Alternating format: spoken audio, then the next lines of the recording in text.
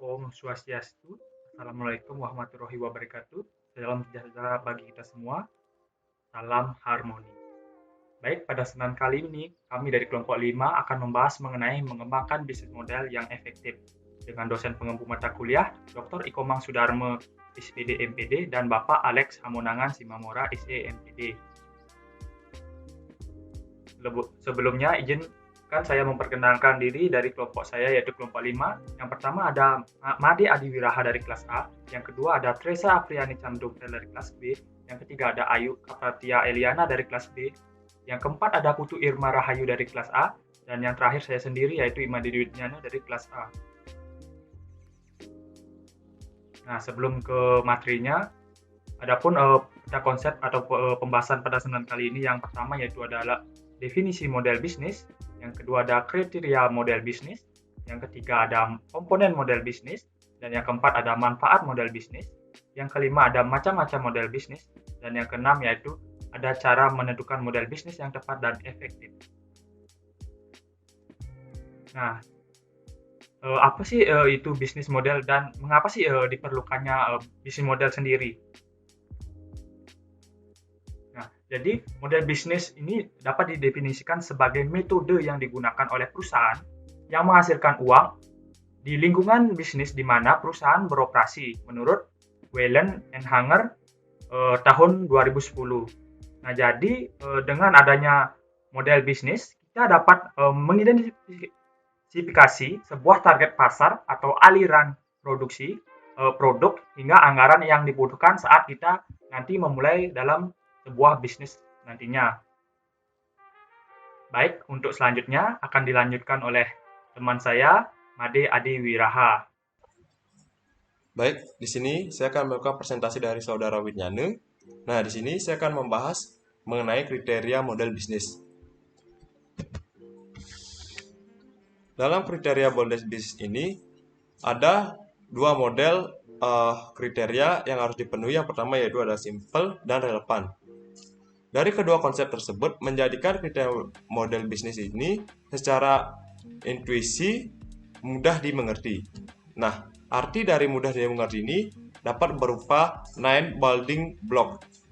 Nah, dan 9 building block ini berupa yang pertama yaitu ada customer segment, yang kedua berupa value proposition, yang ketiga berupa channel, yang keempat berupa customer relationship, yang kelima berupa revenue stream, yang keenam berupa key resource, yang ketujuh berupa key activities, yang kedelapan berupa key partnership, yang kesembilan berupa cost structure. Nah, di sini saya akan menjelaskan bagian-bagian dari 9 building block. Yang pertama yaitu ada customer segment. Customer segment menunjukkan sekelompok orang atau organisasi berbeda yang ingin digapai dalam perusahaan. Customer adalah inti dari semua bisnis model. Tanpa customer, perusahaan tidak akan mampu bertahan lama. Yang kedua berupa value proposition.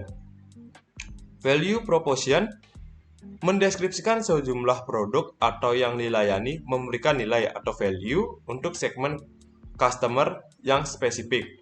Value proposition adalah alasan mengapa customer berpindah dari suatu perusahaan ke perusahaan lain. Yang ketiga yaitu ada channel. Channel mendeskripsikan bagaimana perusahaan berkomunikasi dan menggapai segmen customer mereka untuk mendelivery value proposition. Lanjut, yang keempat, customer relationship. Customer relationship mendeskripsikan jenis relasi yang dibangun perusahaan dengan pelanggan. Yang kelima yaitu ada revenue stream. Revenue stream mendeskripsikan cash atau di-generate dari setiap customer segment, atau berupa biaya harus dikurangi dari pendapatan atau refund untuk mendapatkan nilai keuntungan. Yang keenam yaitu ada key resource. Key resource mendeskripsikan aset atau sumber daya yang sangat penting atau aset kunci yang diperlukan untuk memberikan sebuah bisnis model berjalan. Sumber daya ini memungkinkan perusahaan untuk membuat dan menawarkan value proposition. Yang ketujuh yaitu ada key activity. Key activities mendeskripsikan hal-hal penting atau aktivitas yang harus dilakukan perusahaan agar bisnis modelnya berjalan. Yang kedelapan yaitu ada key partnership. Key partnership mendeskripsikan jaringan supplier atau partner yang membuat sebuah bisnis model berjalan. Perusahaan membentuk relasi dengan partner untuk banyak alasan sehingga partnership menjadi hal yang untuk mengoptimalkan bisnis modelnya.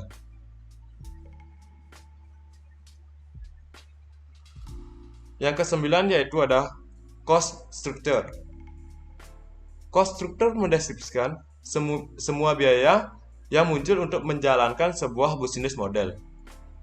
Biaya akan muncul ketika perusahaan membuat dan mendelivery value, dan juga customer relationship dan lain-lainnya. Baik, segitu presentasi dari saya akan teruskan ke Saudari Irma.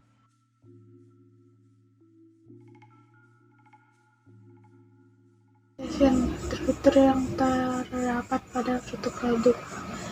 Target market konsumen yang tertarik pada suatu produk. Competitive advantage, suatu produk yang susah untuk disaingi. Mereknya. Key metrics,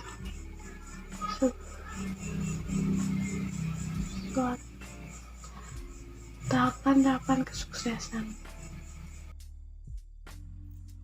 Baiklah, terima kasih Saudari Irma atas penjelasannya. Jadi di sini saya akan melanjutkan presentasi tentang komponen dalam model bisnis. Yang selanjutnya yaitu ada resource. Resource di sini mencakup aset fisik, keuangan, dan intelektual dari perusahaan tersebut. Selanjutnya ada problem and solution. Di sini problem and solution itu yakni masalah yang dimiliki target pelanggan dan bagaimana perusahaan tersebut bermaksud untuk menyelesaikannya. Selanjutnya ada revenue streams, di mana berbagai cara agar perusahaan dapat menghasilkan pendapatan. Yang terakhir yaitu ada profit margin. Nah, profit margin yang dimaksud di sini yakni jumlah pendapatan yang melebihi biaya bisnis. Selanjutnya ada manfaat model bisnis. Jadi, bisnis model yang bagus tentunya akan mendatangkan profit yang besar pula bagi suatu bisnis. Produknya disukai oleh pelanggan, ada kemungkinan investor tertarik untuk memberikan pendanaan. Nah, di sini ada beberapa manfaat yang didapat. Yang pertama yakni unggul dari kompetitor. Contoh sederhananya saja, kita menerapkan bisnis online dengan menerapkan metode pembayaran digital.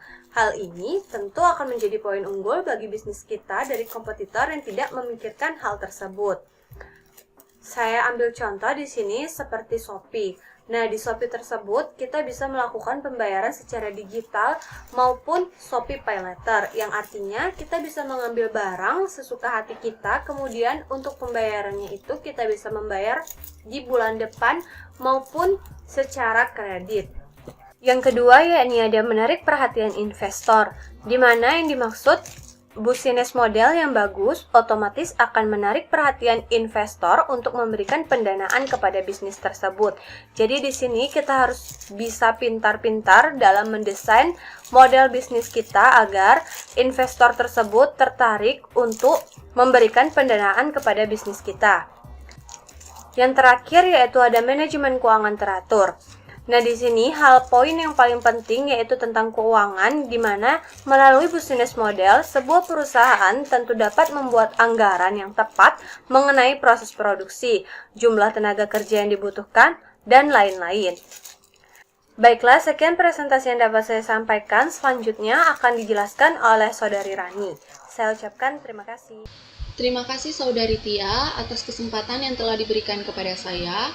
Di sini saya akan menjelaskan materi mengenai macam-macam model bisnis. Model bisnis yang pertama yaitu franchise. Model bisnis ini jenis lisensi yang diterima satu pihak untuk akses pada pengetahuan, proses, dan brand bisnis tertentu. Nah, perusahaan yang menggunakannya yaitu McD dan Pizza Hut. Model bisnis yang berikutnya yaitu subscription. Pendapatannya itu diterima dari langganan bulanan atau tahunan para pengguna. Perusahaan yang menggunakannya yaitu Netflix dan Disney. Model bisnis yang berikutnya yaitu marketplace. Struktur pasar pada bisnis marketplace ini berbasis internet yang digunakan untuk menarik pembeli dan penjual. Perusahaan yang menggunakannya yaitu Airbnb dan eBay. Lalu model bisnis yang berikutnya yaitu dropship. Model bisnis yang memungkinkan penjual untuk membeli produk dari grosir dan mengirimkannya langsung ke pelanggan. Contohnya yaitu perusahaan Wayfair. Lalu model bisnis yang berikutnya yaitu manufacturer. Perusahaan menyiapkan produk dari bahan mentah dan menjualnya secara langsung pada pelanggan. Perusahaan yang menggunakannya yaitu Astra dan Acacia. Model bisnis yang berikutnya juga ada freemium. Perusahaan akan menawarkan layanan kelengkapan dengan biaya tambahan kepada pelanggan. Contohnya yaitu perusahaan Spotify. Model bisnis yang terakhir yaitu bundling model. Nah, model bisnis ini perusahaannya itu mengemas barang atau layanan pelengkap dalam satu penawaran. Perusahaan yang menggunakannya yaitu Microsoft dan AT&T. Sekian penjelasan dari saya. Materi yang selanjutnya akan dijelaskan oleh rekan saya, yaitu Adi. Nah, di sini saya akan melakukan presentasi dari teman saya. Nah, di sini berupa cara menentukan model bisnis yang tepat dan efektif. Stephen Serang, FV of Communication Dana Indonesia menyebutkan bahwa business plan itu layaknya seni. Kadang-kadang kita terbayang ide bisnisnya apa, peluang bisnisnya yang sudah terlihat. Steve membagikan tips untuk menemukan model bisnis yang tepat. Membaginya dalam dua cara atau tahapan, yakni yang pertama yaitu ada the normal way. Nah, dalam the normal way ini dibagi menjadi dua. Yang pertama, create and production. Artinya di sini berupa segala aktivitas yang terkait dengan produksi, termasuk merancang, membeli bahan mentah, pembuatan, dan lain-lain. Lalu yaitu ada marketing and sell. Dalam marketing dan sell ini, semua aktivitas berkaitan dengan penjualan berupa menentukan konsumen, penawaran harga khusus, distribusi produk, atau pemberian jasa. Lanjut di sini yaitu ada the on-the-box way atau cara yang tidak lazim. Nah, cara ini ada 6, yaitu ada value proposition, yang kedua yaitu ada customer segment, yang ketiga yaitu ada customer relationship, yang keempat yaitu ada channel, yang kelima yaitu ada cost structure, dan yang keenam yaitu ada revenue stream. Dan sekian presentasi dari kelompok kami. Saya akhiri dengan Parama Santi. Om Santi Santi Santi Om.